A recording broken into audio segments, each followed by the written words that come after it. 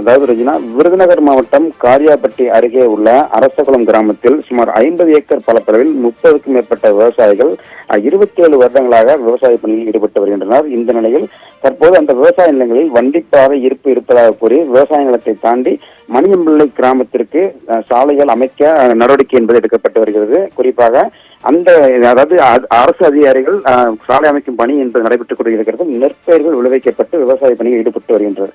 இது குறித்து மாவட்ட ஆட்சியர் அலுவலகத்திலும் ஏற்கனவே முறையிட்டுள்ளதாகவும் விவசாய தரப்பில் ஒரு புகார் என்பது உள்ளது. தொடர்ந்து அதிகாரிகள் தங்கள் குறைகளை கேட்பதில்லை என்ற ஒரு குற்றச்சாட்டும் விவசாயிகள் முன்வைக்கின்றனர். இந்த நிலையில் இன்று காரியாபட்டி வட்டாட்சியர் மற்றும் காவல்துறை அதிகாரிகள் உடனடியாக இணைந்து அந்த பகுதியில் சாலைகளை அமைக்கும் பணிகளுக்காக மண் மற்றும் ஜல்லிகளை கொட்டி அங்கு பணிகளில் ஈடுபட்ட முயற்சி செய்துள்ளனர். தொடர்ந்து இதற்கு விவசாய தரப்பு எதிர்ப்பு தெரிவித்து விவசாய நிலத்தில் உள்ளே சென்று போராட்டத்தில் ஈடுபட்டனர். தொடர்ந்து அதிகாரிகளுக்கும் விவசாயிகளுக்கும் இடையே வாக்குவாதம் காரணமாக வலுக்கட்டாயமாக விவசாயிகளை கைது செய்யப்படக்கூடிய சூழ்நிலை என்று ஏற்பட்டது. இதன் காரணமாக அங்கு ஒரு பரபரப்பான சூழ்நிலை காணப்பட்டது.